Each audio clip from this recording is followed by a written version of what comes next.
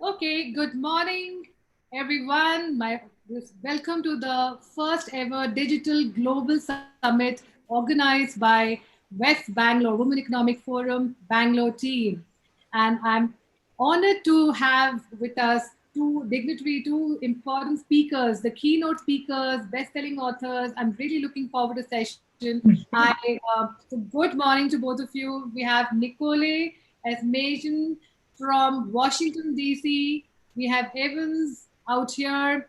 And so we will give 12 minutes to Nicole to give her a talk on the topic resilience in the face of uncertainty. Over to Nicole, and the time starts now for you. Good morning. Good morning. Thank you so much. It's morning here. I know it's evening there in India, but I am so excited to be with you all with the Women's Economic Forum. And so, my topic resilience in the time of uncertainty. And I want to talk for the time that has been allotted to me from the thought you may bend, but you won't break. You may bend, but you won't break. So I'm a mom of three sons. My first son, my oldest son, he loved to box. And so my husband and I, we decided to get him a Bop'em Sock'em. Now, let me describe to you this toy. It was just simply designed to pop up every time my son would hit it. Every time he hit it, it would pop right back up.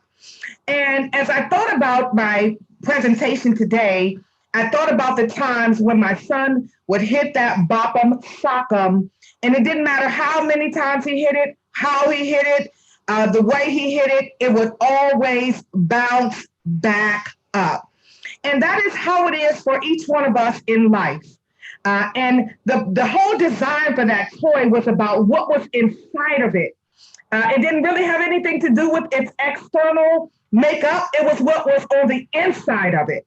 And so we are on the same track. Let me just tell you what resilience means so that we are on the same track. According to www.dictionary.com, resilience is the power or ability to return to the original form, position after being bent, compressed, or stretched. That was the first definition. The second one says the ability to recover readily from adversity. I love that. To recover readily. The ability to go back to your original form after you've been bent. And that is exactly what happened with this Bop'em Sock'em. No matter what it hit it, it would always bounce back to its original form, its original setting.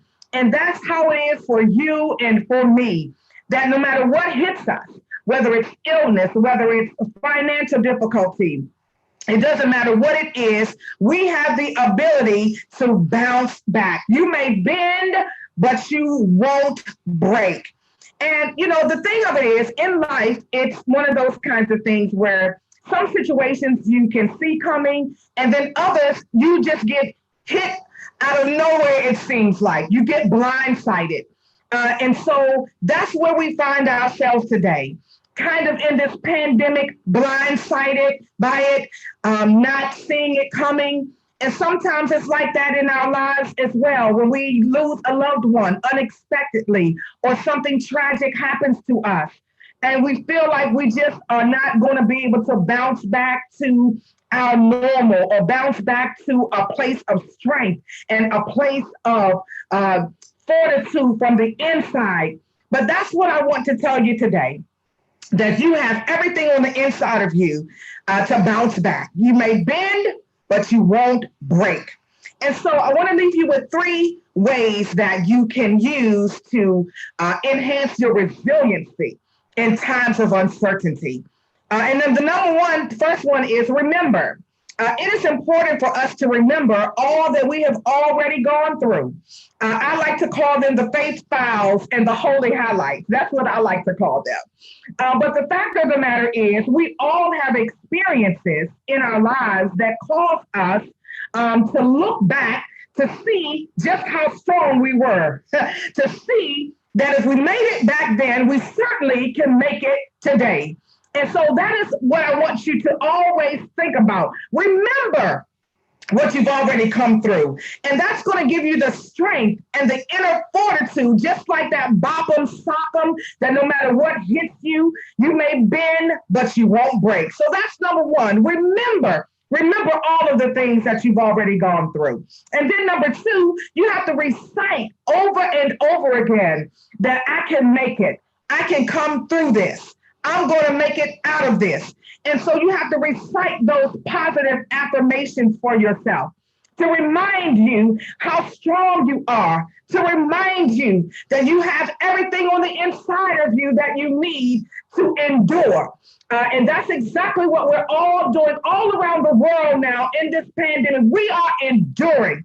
We're enduring because we have some experiences to pull on to help us to make it through today and in the days ahead. So that's number two, recite those positive affirmations to yourself. And then number three, you have to rejoice. And we have to think about all of the things that are going well for us. We're still here, yes.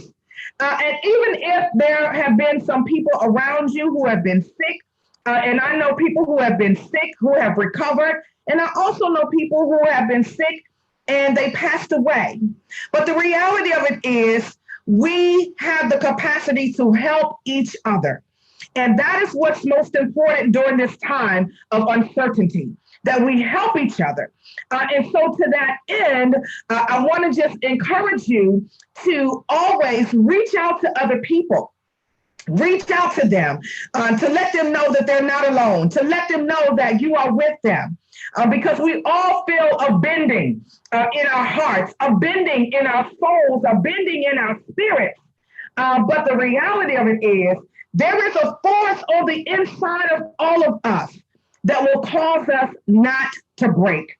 And so you might bend during these times of uncertainty, but there is a resilient spirit on the inside of you. There is a power on the inside of you. Woo, I feel that. There is a power on the inside of you that will cause you to stand up under pressure. Yes, that will cause you not to lose your footing to the point that you cannot get yourself back on track.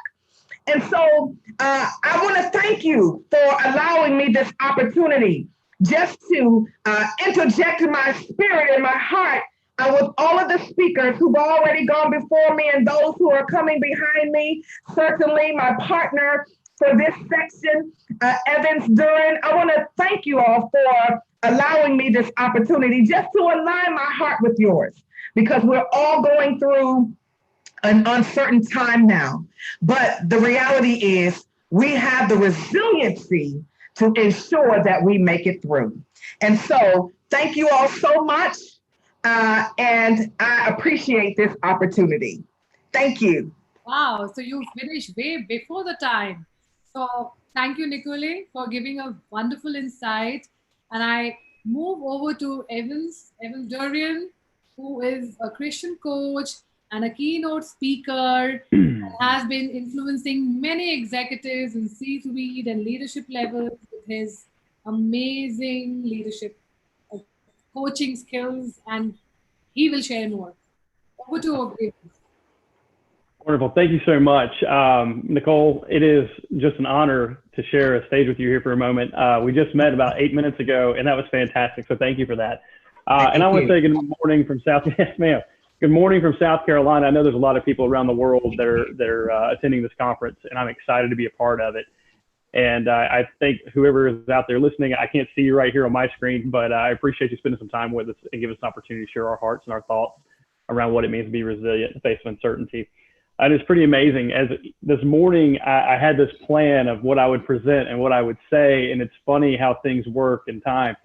This morning, I attended some other sessions, and I've already heard some amazing stories of resiliency that had nothing to do with resilience being the topic, right? And so what's incredible to me, as I speak to you as a man in southern U.S., coming to you from an Eastern Standard Time zone, some of us are across the world, there's so many things that the world wants to use to separate us, right? We see separation from the color of our skin, our ethnicities, where we live geographically. the things that divide us from politics and faith and what we do for a living and who's right and who's wrong. And it's pretty astounding to me that even companies that say, hey, we want you to be an individual, but be an individual within our brand. We want to sell you our brand and you be part of our team while you're also an individual.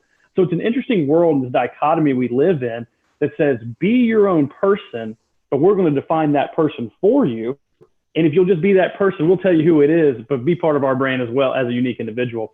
So I think this conversation around resilience in the face of uncertainty is extremely timely. And I'm grateful for this time here with you. When I think about it, all the things that separate us, it's beautiful when you also look at all the things that bring us together.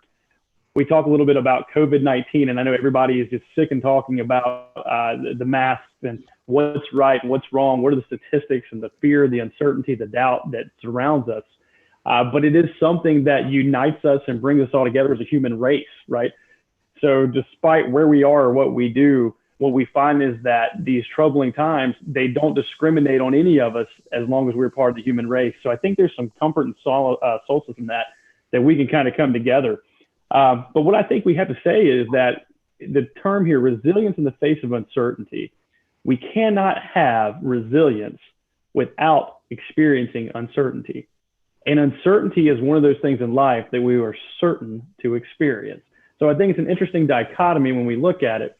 And it begs the question, what are some examples? And I've found working over the years with people, they say, well, Evans, my story is not important, or who am I? They compare themselves in this media culture that we have. It's a very comparison society that we live in, right? Well, my story doesn't matter, and I'm just this person, and I'm so small in my community and what I do. I'm not rich, I'm not famous, I don't have anything to share with people. And nothing could be farther from the truth, because that story matters. So this morning, as we think about some of the uncertainty we face, I'm going to share some stories with you, personal and non-personal, to kind of get us thinking about those different trials and struggles that we go through. And I want to relate them to storms. So I want you to think about in the back of your mind as I go through these, think about what it means to walk in an uncertain path, thinking we may have a pretty good handle on what we're about to encounter, see, or do, but also understand these are like storms into our lives.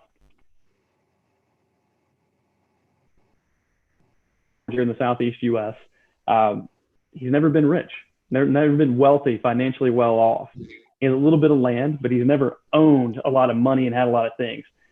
So what's interesting to me is this man, year after year, for the last 60 plus years, takes an itty bitty seed and he plants it in the ground. And he has to trust and have faith that as he plants that seed over and over and over again, that there's something happening underneath the soil. But there's a measure of uncertainty. Will it rain? Will it be too hot? What will the market bring for those crops? Will he be able to yield a crop that sustains his family? Will he be able to help the community? There are people that are counting on him for jobs, for work. Will he be able to hire and work with these people and give them the ability to provide for their families? He doesn't know. But there's a process in which he trusts beneath the soil that something is transforming, something is happening in that place and that time, whatever it's supposed to be. He's putting his faith somewhere. Another story I heard this morning was we had two ladies here at this conference present around what it means to talk about STEM as related to AI.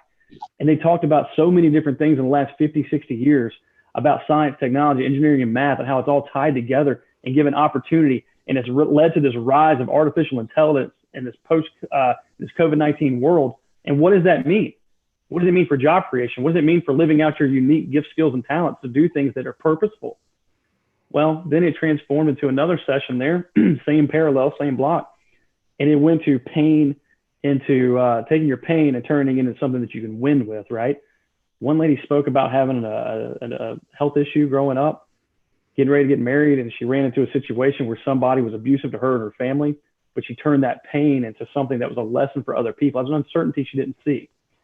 We had another lady this morning who talked about growing up in the foster care system and being adopted. And you watch her career grow and the uncertainties that lay before, but she had something inside that said, I'm going to persevere. I'm going to take this shot. And as Nicole said a few moments ago, when you look at the definition of what it means to be resilient, it's imagine like a spring, and they squish the spring, they squash it, and it keeps getting closer, and all of a sudden it bounces back into shape, right? To be able to be flexible and to be able to be moved back into the state in which you started. And then my own personal uncertainty that I went through a couple of years ago that's near and dear to my heart. One of the biggest storms that's hit my life was a lawsuit. And this is hard to talk about, especially as a man who says, I'm a Christian motivational speaker, because you hear the word lawsuit and it makes you question, well, what did Evans do? He must be some kind of criminal. Nothing, not at all. I was working for a company and we had a disagreement on whether or not I broke an agreement when I left, and they sued several of us. And for 1 year and 13 days, it consumed my mind, it consumed my heart. I wasn't the best husband, the best father, didn't know what I wanted to do. And all I wanted to do was go dig a hole and sit in it and retreat. I didn't want to talk to God. I didn't want to talk to family. And I was worried about what the world would say about me. I didn't know how I would recover financially. I didn't know what would happen about going to find my clients and earning my business resources back. It was a very uncertain time for a guy who thought he was in control. And I don't know, maybe you've experienced something in these lines of what I've just spoken in your own life, or know somebody else who has. And I think what it does is it really shows to us and proves out that there is going to be uncertainty. It is a fact of life. Like the storms that roll in, we know it's going to happen. So the question is now, well, how do we become resilient? And why are we even able to become resilient? I love listening to Mel Robbins and some of these other speakers talk about the brain and how it functions in the heart. And if we look at it, the things that are supposed to hurt us, our brains like to tell us to run, right? That fight or flight mode. And what we find is a lot of times we are going to have our bodies and our minds try to move away from the things that could hurt us. But ultimately, some of these things absolutely shape us. There's a piece of scripture that I like. It says, as iron sharpens iron, so one man sharpens another. And what's interesting about that is the only thing that sharpens the iron is iron itself. And it goes through the fire, right? So when we look at storms and we look at resilience, I firmly believe that each one of us, every single one of us, regardless of gender, age, preference of anything in this world, whether we like different sports teams, political arenas, whatever it may be, we all have this unique, divinely created heart that we've been given for this unique life to live. And a lot of people don't believe they have it, but they do. They absolutely do. And how do I know that we've all been uniquely, divinely created? Because we have the ability to be resilient despite what the trials and tribulations are. Despite the uncertainties of this world, knowing that's where we're going to encounter, we have the ability, we have the heart, we have the soul. We know that we will encounter it. We have been created to walk through it. It's in our spirit. It's in our spirit. And I'm yet to meet a man, woman around this world who's not encountered a challenge that talks about resilience and the ability to bounce back. It's not always easy, but it's possible.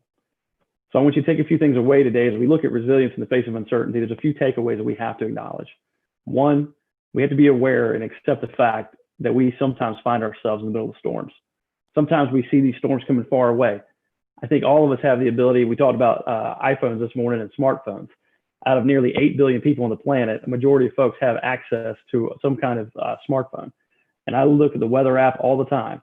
And a lot of these times you can see these storms brewing across the country or from the oceans coming across towards the seaboard. And we know the storm is coming. And we might board up our houses. We might try to take shelter and refuge. But the reality is we can't predict 100% where it's going to get. We can get close. We can try to maneuver. We can try to outrun. We can try to dodge it. But we can't stop that storm from coming into our lives. So what do? We hunker down and we are aware and accept the fact that the storms will be here, and that's okay. They're not here just to break us, but they're here to sharpen us and mold us. So number one, accept that. Number two, dig in your heels. You are not the first person. I'm not the first person. We have not become the first population to go through something terrible in our lifetime. There have been generations before us that have struggled with different things, and this is our struggle today. Everyone on a macro level globally, we're struggling with something right now, something that binds us all together, this COVID-19 piece. On a micro level, some people are losing jobs, others are creating jobs, some are losing loved ones. There's a personal battle that's happening, but each and every one of us is experiencing this world right now in a way that binds us together. Number three, just because the storm comes doesn't mean that you can't rebuild on the other side. A lot of times when I look at my grandfather, for example, when he farms, he needs the rain. He has to have the rain come in order to nourish his crops. He has to have it. And with the rain, sometimes comes the wind and the other things that maybe he doesn't want that can rip up from the roots and take that crop out of the field. But the bottom line is he needs the rain. It's a good thing because it helps produce. On the other side of that storm, let's not forget though, you also have the ability to rebuild. Also, in a minute. If you can 1 minute? Okay, great. There's an opportunity on the other side of that storm to rebuild, and you don't have to build it the same way you did on the front side. So my message today is very simple. I want you to understand that the way your life is defined does not have to be by other people. Too often we let others define the standards, expectations of our life based on what they think we should do. The storms are here to challenge us. They make us question. They build our resiliency. The uncertainties won't stop. But I hope and pray that each and every one of you will continue forward, knowing that on the other side of that storm, you've been given the gift of the Spirit to be resilient. You have been given the gift, skills, and talents to overcome. If you will believe, you will trust, you will hunker down, and you will move forward. Thank you. Thank you very much, Evans and Nicolay. You both have been astounding.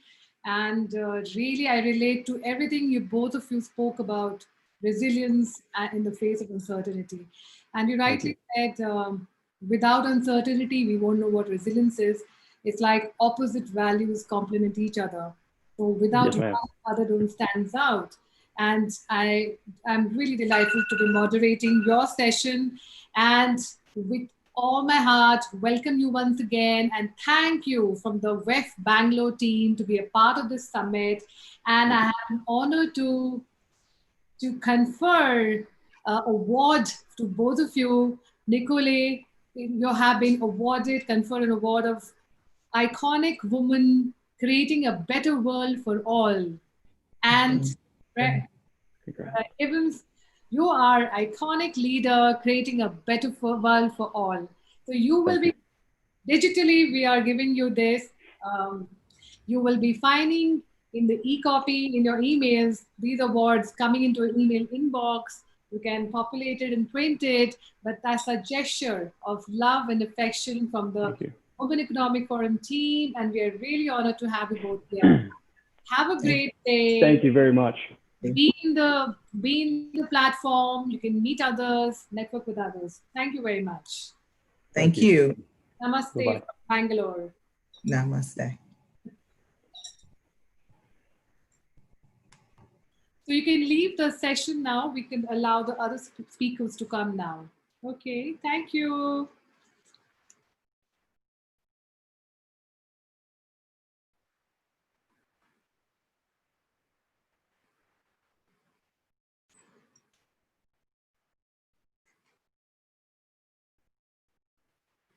Nalini, are you there? Can I see you? Can you put on your video and audio? We are live.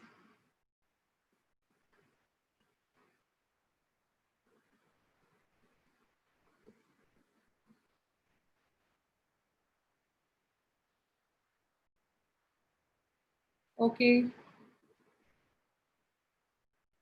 We'll wait for Nalini to connect with us and join us for our next session very soon.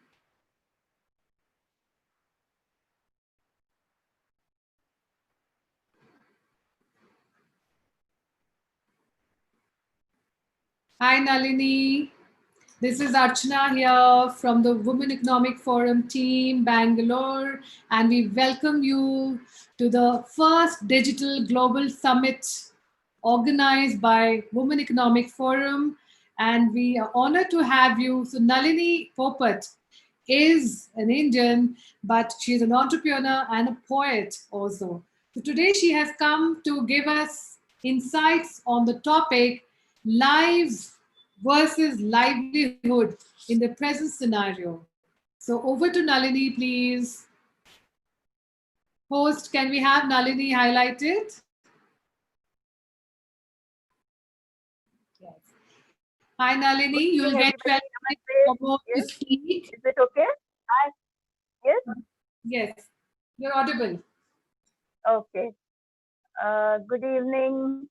Namaste, everybody. Namaste. Lives versus livelihood in the present scenario. To opt for life or livelihood, it's a dilemma world is facing right now in the present scenario, where we are faced with the pandemic called COVID-19, the killer virus. We don't even know when the vaccine will come out, whether the virus in mutation will attack those who has become immune to it also. What turn the virus will take, It's a fundamental question, and countries are trying to find a solution. While the pandemic is on the rise, economy is collapsing. So it's everywhere. The question is how to save lives while sustaining economy and livelihood. It is much the biggest crisis the world has confronted since the Second World War, right? And the biggest economic disaster since the Depression of 1930. The world has come into this moment with divisions among its great powers and incompetence at the highest level of government of terrifying proportions. We will pass through this, but into what? This is just the beginning. When some countries tried to save economy and believed in herd immunity, thousands of lives were lost. A small microbe can do so much damage was beyond imagination. And in such crisis, can economy survive? Then the only solution came as complete lockdown. What India did. Indian government decided to save lives by following complete lockdown. India has brought down its death rate, and according to an influential paper by Neil Ferguson and co-authors of Imperial College London, it has saved 2 million lives.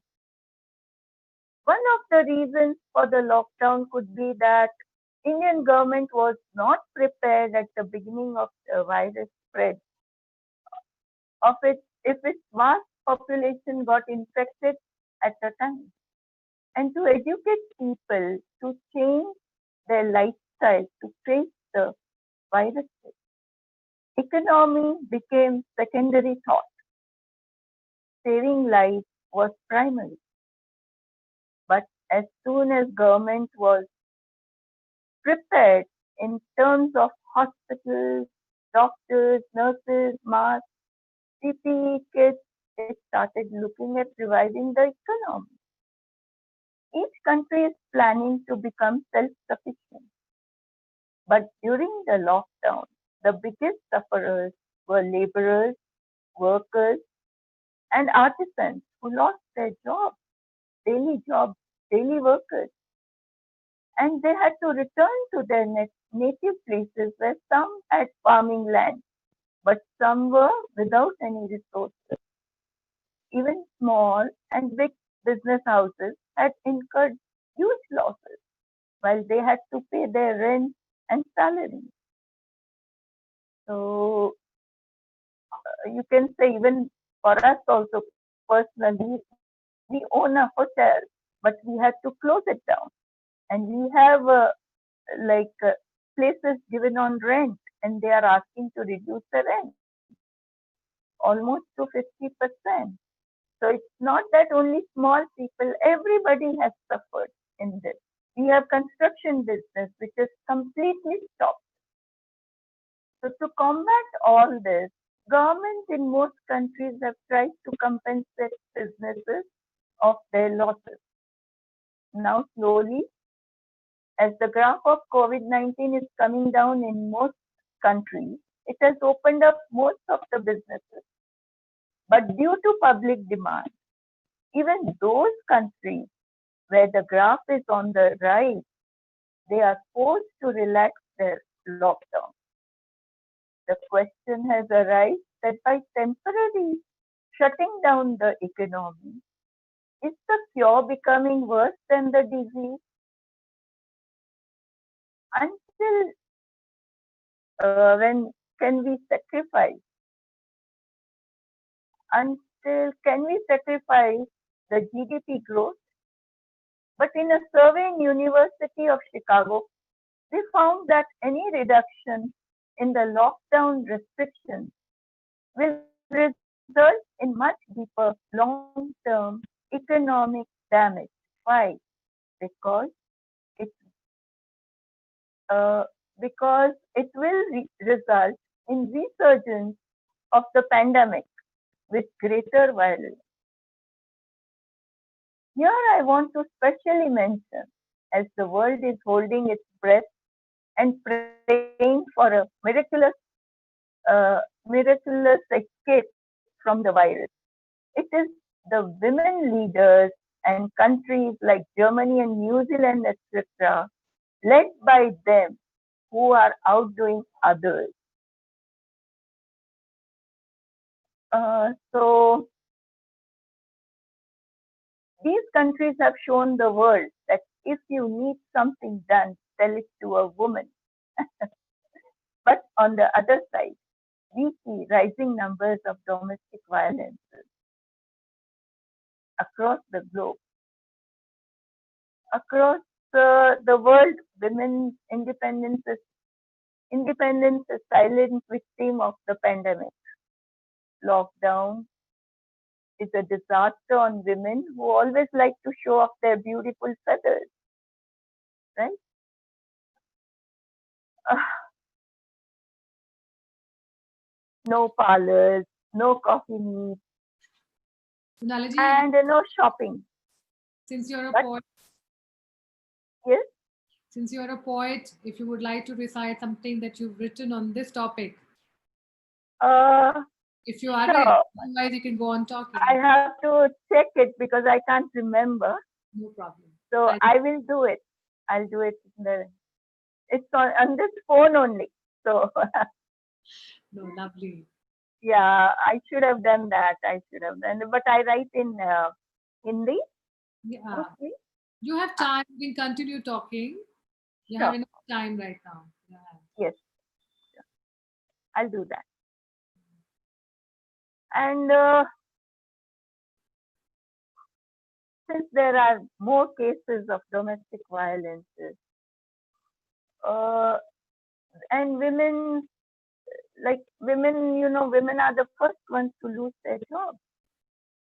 So their paid jobs, they turn into unpaid ones of looking after children, looking after the house, whatever they were paying their maids and all till now. Now they are doing that job, and it's not easy, correct? So a statement issued by the Aspen Institute states that saving